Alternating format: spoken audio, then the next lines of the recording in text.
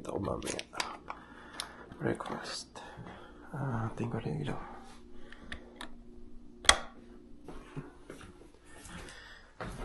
Yan, ito na yung sa puntang basement.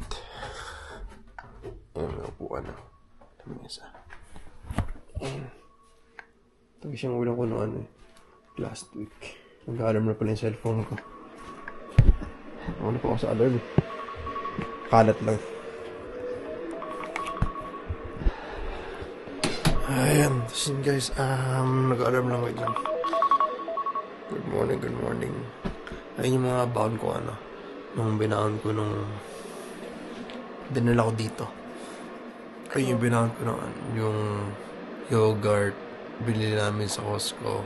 Yung itong adobo from last week pa. Last Sunday pa niluto, tapos pwede pa naman yan. Hanggang bukas ko na lang ulamin kasi dami pa ang ulam na natitira. Tapos yun, ano pa ba? Mamaya, bawal ako. Ito nga pala yung yogurt, tapos bawal ako ng biscuit para sa merienda. Puro yogurt lang. Siguro next week ba magsaging lang muna ako para alternate ba. Tapos hanap ako ibang merienda. Hindi ko alam kung ano pa magandang merienda eh. Kasi morning ang break kasi namin 8:45. Hindi mo merienda, parang breakfast talaga. 8:45 kasi yung breakfast namin. Maisip ng breakfast talagang yung saging orange lang gan. Tapos yung itong yogurt nga. Ano ba magandang breakfast? Pwedeng sliced bread pala. Tapos palaman na lang na cheese whiz or lady's choice. Tapos yun lang guys. Good morning guys. Ayan, papasok na tayo. Dala ko na yung mga gamit ko. Gloves. Ayan, namatay na ulit yung ilaw. Ayan guys, nalagyan ko ng flashlight. Ayan, sakyan. Na cold start ko na siya. Tapos ang lalim ng dadaanan ko. Ay, sapatos ko pala, hindi ko nadala. Ay, hindi ko na dinadala yun. Ang lalim guys, ang lalim. Lubog oh. Lubog. Lubog guys. Mamaya magkapala ako. Ay, teka lang. Wait lang ha. Wait lang yun guys, dito lang ako sa sasakyan. So, nag-video ako sana kung tatanggal ako black heater pero di naman kailangan kasi ngayon kasi sobrang lamig, ang sakit sa kamay. Nakalagay sa weather I feels dun sa sa iPhone na weather app feels like negative 39 pa lamig. So ewan ko kung talaga ngayon yung temperature ngayon kasi magkaiba sila ng no, sa weather can iba sila ng tapos yun sobrang lamig. So nagdoble ko, nag long sleeve ako. Tapos uniform pa. Long sleeve, yung jacket namin. May uniform pa ako sa loob. Tapos may long sleeve pa ako. Tapos pa jacket. Dami. Pants ko naman, ito lang yung pants sa Tapos leggings. Tapos dapat pala mag-jogging pants pa ako para mas mainit-init. Tapos yun lang guys. Ulit, vlog ulit ako pagka-uwi. Hey guys, hello. So, ang labo naman. Ang labo nga lang guys. Ngayon po uwi na ako. Hinatid ko lang yung yung mga carpool ko. Sila tatlo yung carpool. So ayun, sabay-sabay yung pumasok. Tapos sabay-sabay din umuwi, syempre. Tapos yun guys, sobrang lamig yun.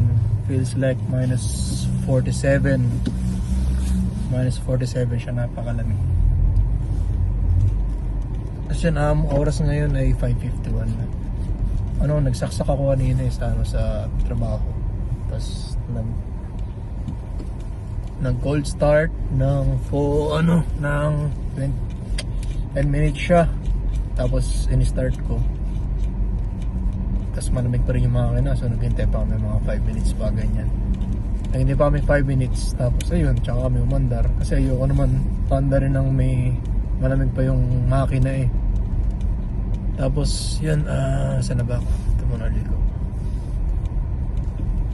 Tapos ayun guys, uwi na ako. Tapos kakain na ako sa bahay. Ayoko sana kumain kasi para kakain. Kasi pag kumain ako, lamon.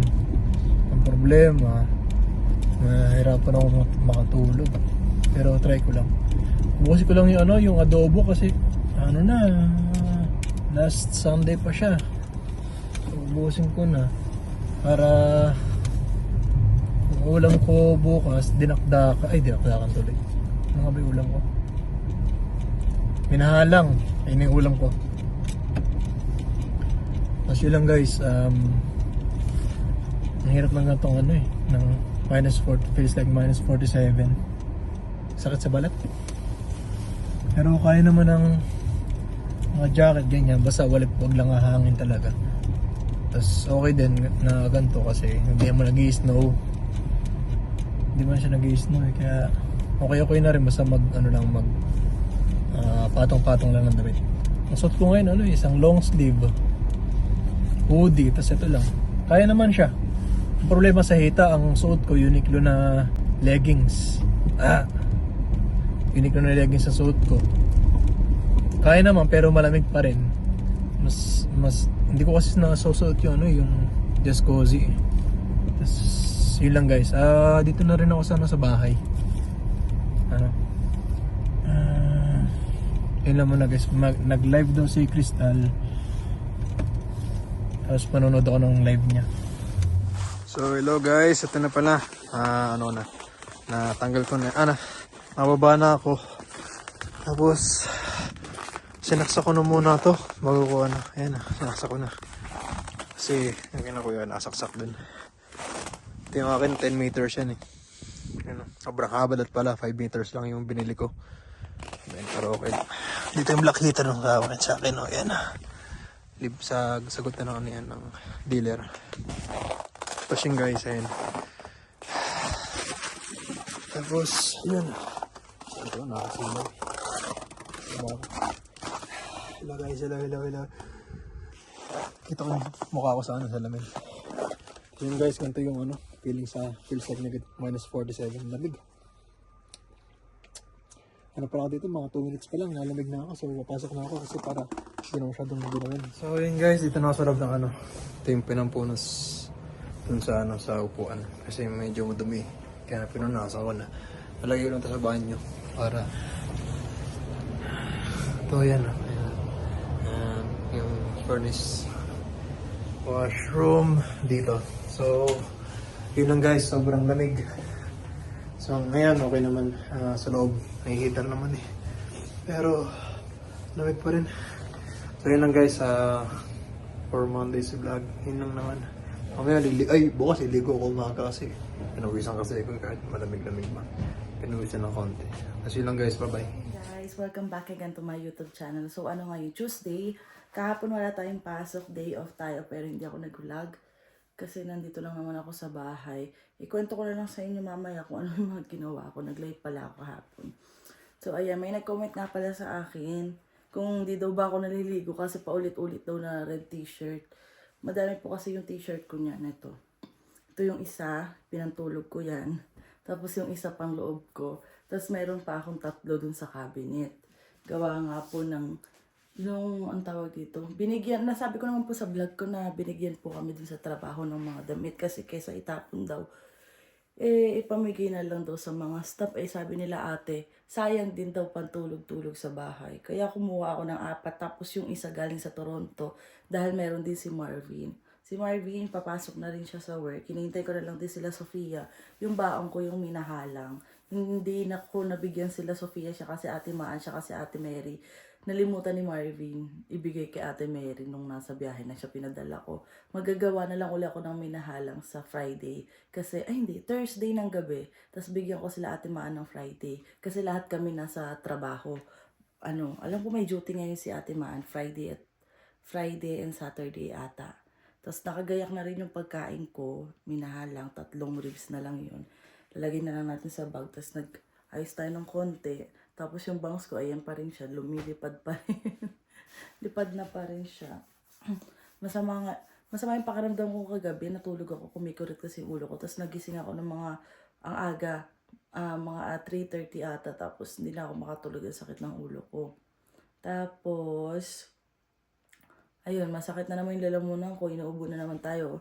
Sobrang lamig kasi, kahapon ang lamig, kahapon, parang nasa -40 ata, 38, ganyan. Tapos ngayon, -23. Tapos windy. Yeah, mahangin na naman. Yan naman tayo sa mahangin. Kaya sabi ni Marvin, mag-ano daw ako. Ay ako naman yung lagi ano naman, bonnet. Bonnet na ulit tayo. Kasi ang lamig-lamig. Ayan. Tapos dito nagye-yellow dito sa bintana. Ay, nawala na yung yellow. Kasi kahapon, grabe, ang kapal ng yellow nito. Dito. Nawala na yung yellow pala ngayon. Siguro kasi hindi na ganun kalamig, kaya nawala na. So, labas na tayo, guys. Na sila!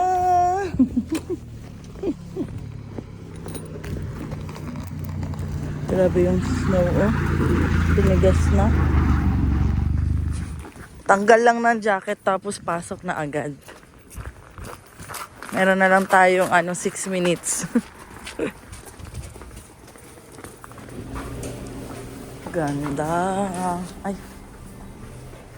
Good morning, guys. Good morning. So, ayun. Papasok na.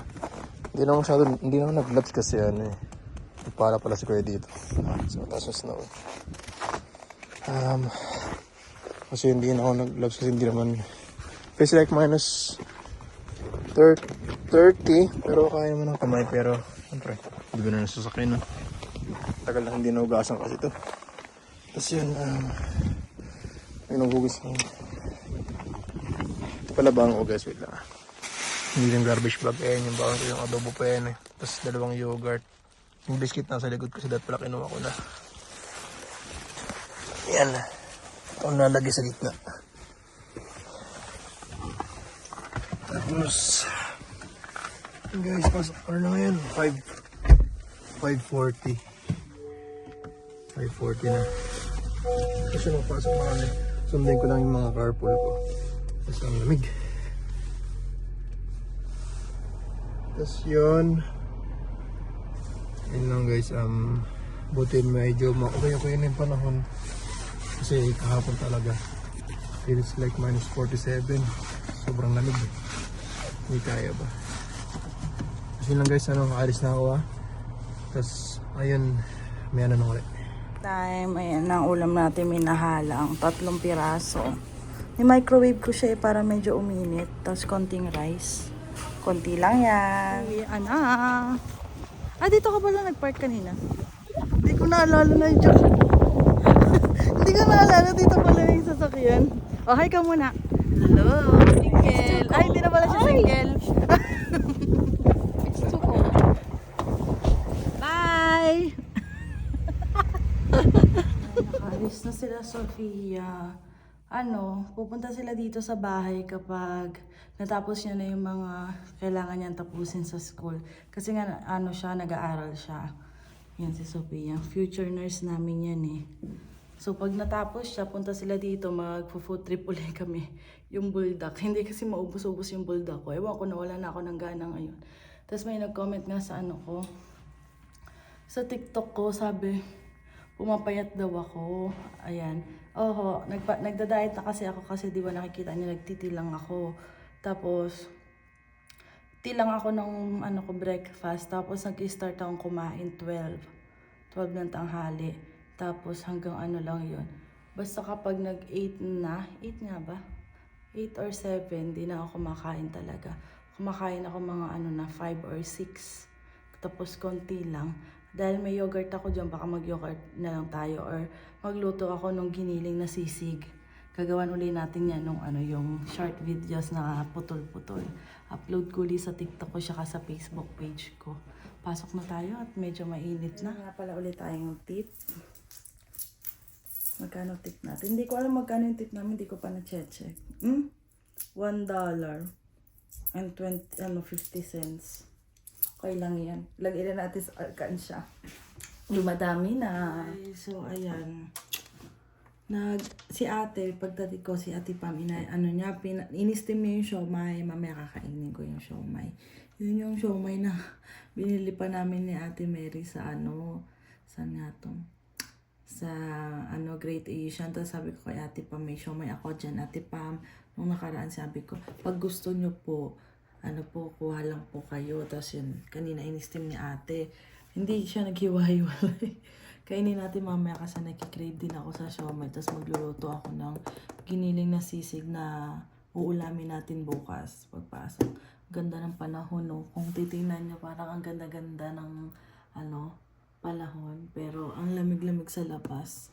Pakita ko sa inyo. Hindi ata masyadong. Feels like minus 23 ngayon, guys. Pero nung mga nakaraan talagang lamig eh. Nako, excited na tayo sa summer. Konti na lang matatapos. Konti na lang. Matatapos na rin kasi yung ang January, so February. Sabi nila medyo hihina-hina na daw yung winter ngayong March. Sabi ni Sofia. Siyempre naniniwala kami kay Sofia kasi 11 years na siya dito. Ika ko lang sa inyo kung ano yung naging ganap kanina sa trabaho. So maganda na may naging flow ng work namin dahil nga busy. Pero yung busy namin, hindi yung busy na sunod-sunod yung mga tao. Hindi sabay-sabay yung order sa front, hindi sabay-sabay yung dating ng mga sasakyan. Parang paisa-isa siya. Kasi nung una, kala namin di busy. Tapos napansin lang namin, ay busy pala kasi nagpalit kami ng cream. Ibig sabihin, pag nagpalit kami ng maaga na cream, busy. Hindi lang talaga siya, hindi lang namin masyadong naramdaman. Konti pa lang naman kami kanina. Bali ang nagtitake order kanina si Ate Mary. Tapos hindi. Yung supervisor namin nagtitake order. Tapos yung isa sa front. Tapos kaming dalawa ni Ate Mary sa coffee kami. Tapos si Sofia nasa ang tawag dito? Nasa soup and sandwich. Tapos yung assistant manager namin nasa window siya. Siya yung tagabigay ng mga orders. Tapos minsan si Ate Ingrid, siya take order. Tapos minsan tumutulong siya sa amin. Okay naman. Napagod din. Pagod din naman. Pero okay lang. Tapos tatawanan kami dun. Di syempre, pagod. Dinadaan na lang namin sa tawa-tawa nila Ate Mary, nila Sofia. Tapos, kinausap kami ni ate kung gusto daw namin magpanggabi. Tapos, pinag-iisipan pa namin kung magpapanggabi kami kasi si ate... Sino to? Si Ate Mary, may pasok kasi siya sa Jollibee ng panggabi. Yun ang duty niya. Tapos si Sofia, naghahatid daw siya ng kapatid pag hapon kasi may work yung kuya niya. Tapos ako naman, wala naman akong problema. Kaso maging problema ko lang yung carpool. Kasi, syempre, kapag wala Sofia, nagka-carpool kami ni ate kay Kuya Toto. Paano pag mag-isa ako? Di mas mahirap na yun. Isa lang akong sasakay dun. Tapos, syempre, mas malaki yung bayad. Nakakahiya naman kung ako lang yung sasakay dun, di ba? Baka malugi si Kuya. Nagugutom na ako. Kain na tayo. Tapos, manonood ako ng Netflix. Tapos mamaya may babasahin uli ako. Yun lang. Magluluto tayo ng chow pan. Pero mayroon ng fried rice dito si ate. Nagluto pala si ate ng fried rice kanina. Lalagyan lang natin siya ng egg, saka giniling. Tapos dagdagan natin ng oyster sauce at toyo. Para maging chow pan. Kasi meron tayong siomay dito. Ito yung siomay namin. Siomay. Bango. Magcha-chow pan with tayo siomay. Yung binebenta kasi namin ni Marvin nung nasa Pinas kami, diba? May small cafe kami. Yung fried siomay, masarap siyang i-partner sa chow pan. Ang benta nun sa amin, grabe. Yan. Magprito lang tayo ng itlog. Sobrang tigas pa nung ko, yung giniling ko. Konti lang yung nagamit ko para lang to sa chow pan. Ito sana para sa sisig. Siguro bukas ko na siya maluluto kasi sobrang frozen talaga, guys. At tapos na pala tayong kumain. Hindi ko na video. Pero masarap naman siya. Pork chow pan na may siomay. Nakakamiss yung siomay sa Pinas kasi yung siomay sa Pinas iba talaga eh. Malambot. Malambot talaga yung karne. Hindi ko alam bakit yung giniling hindi siya ganun bala siya. It's Tuesday. Ito na yung yung daliri ko nga pala, update lang. Ayan siya, hindi mag-focus eh. Ito, nakaangat na yung kulay puting niya, nakaangat na yan. Ito lang yung nakadikit. Ayan, buti nga, hindi lahat na eh. Ito lang yung nakadikit. Ayan. Ang dumi lang daliri ko kasi galing trabaho. Tapos ngayon guys, Wednesday na, diba? Ngayon, may kanin pa ako kakain ng kanin ngayon. Kasi kagabi, nag-ano lang ako tawag dyan? Nag-biscuit tsaka yogurt. So, ngayon, deserve ko naman kahit hindi. Ay mag-ano ako. Kakanin ako. Tapos, tapos, hindi nang sasaksa kasi wala namang hindi masyado malamig bukas. Tapos, ano nga ba tawag doon? Ang ulam ko ngayon, may nahalang. Yung luto ni Bebe ba. Tapos ngayon, ako ay, napagpo ko sa ilaw. Magpapala ako sa sa likod. Kasi makakapal-kapal na snow. Ayan guys, yung snow. Diyan nadalas ako dito kanina. Tapos, ayan guys, yung snow. Ayan. Driver yan. Papalain ko lang siguro hanggang doon. So, ayan, dito, ayan. Tapos palain ko lang to para pag nag-snow na hindi na masyado makapal. Kasi hindi naman masyado malamig ngayon. So, magpapala ako ngayon. Hiramin ko lang yung pala ng Ate Sheila. Kahit wala sila, hiramin ko lang. Wait lang. Ito yung pala. Ito. Pala muna ako. Ito nakasaksak mo pa nila. Palain ko muna. Mag-gloves muna ako. Para hindi masakit sa kamay. Wait lang. So yan guys. Hindi ko na napala lahat kasi. Pinala ko lahat hanggang sa dulo. Pinala ko lang. Tapos yung ibang hindi ko maano. Hayaan ko na. So may pula-pula. Hindi ko lang saan galing to. Kaya na.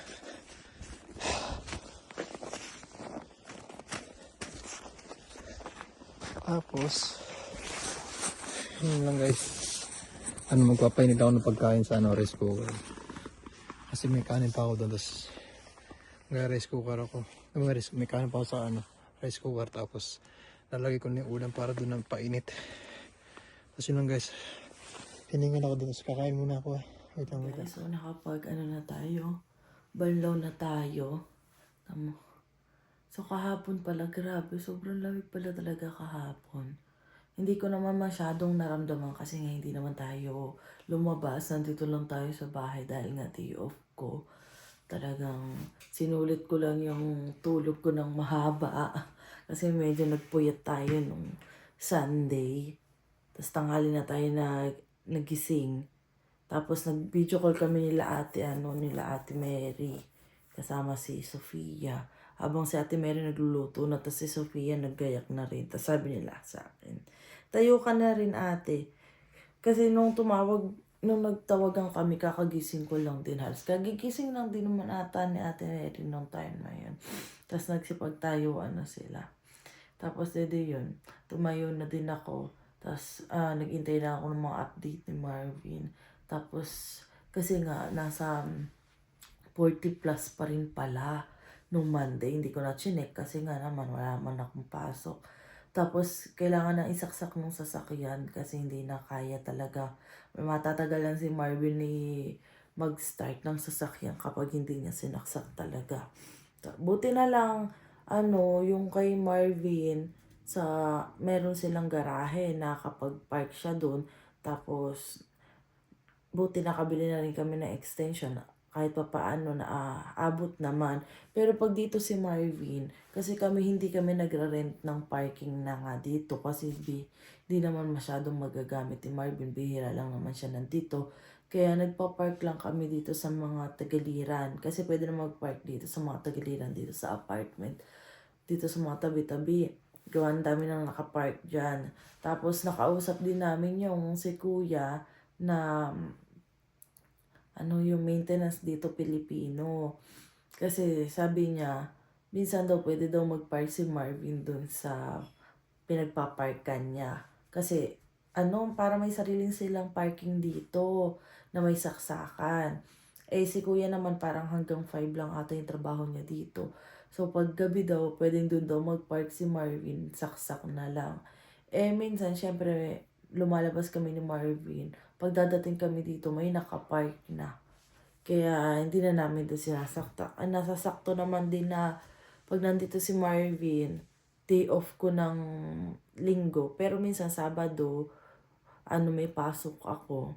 Kaya minsan, pinapaandar pa. Pero nung mga nakaraan na araw kasi kaya pa. Ngayon, ang taas na, nasa feels like minus ano na eh, 40 plus na. Kailangan na talaga isaksak yung sasakyan. Tapos ayun, buti na lang dito na kami nakakuha ng ng sasakyan. Kasi dun sa iba naming kakilala, sabi nila, ang hirap din daw yun sa kanila kasi galing pang ibang dito kasi sa Saskatchewan ka bumili. Talagang na yung sasakyan. Ayun, may saksakan na talaga. Kasi may ibang mga sasakyan na galing Ontario saka ibang province na hindi ganun kalalamig. Wala pa sila yung saksakan sa sasakyan. Ayun. Ay, pero buti na lang kahit pa paano may nagagamit si Marvin. Hindi siya nahirapan. Tapos nga, may carpool naman si Marvin, kaya medyo maaga siya gumigising. Pero ang lapit lang naman din ng mga bahay kasi sobrang liit lang talaga ng Kipling. As in, pwede mo nga lakadin lang yun. Maikot yun yung buong Kipling ng lakad lang. Kasi nung pumunta kami doon, naglakad kami. Halos sabi ko, halos malilibot na namin, sabi ni Kuya noon. Sobrang liit lang. Pag nag-summer na guys, pag nag-summer baka bumisita ako doon or tulog ako minsan doon kay Marvin kasi yung basement naman ni Marvin, kasya naman kami doon sa higaan, hindi naman kami maarte ng maliit. Kung maliit may yung kama, okay lang kasi nung nasa Pinas kami, inuupahan namin sa Manila. As in, single bed, sa sobrang single bed, ang liit talaga. As in, pag natutulog kami, magkatalikudan kami minsan. Para lang magkasya. So, ayun, dito ko na lang siguro tatapusin. Update na lang uli kami ni Marvin sa mga mangyayari sa buhay namin dito sa Saskatchewan. Don't forget to like and subscribe sa YouTube channel ko, guys. Bye!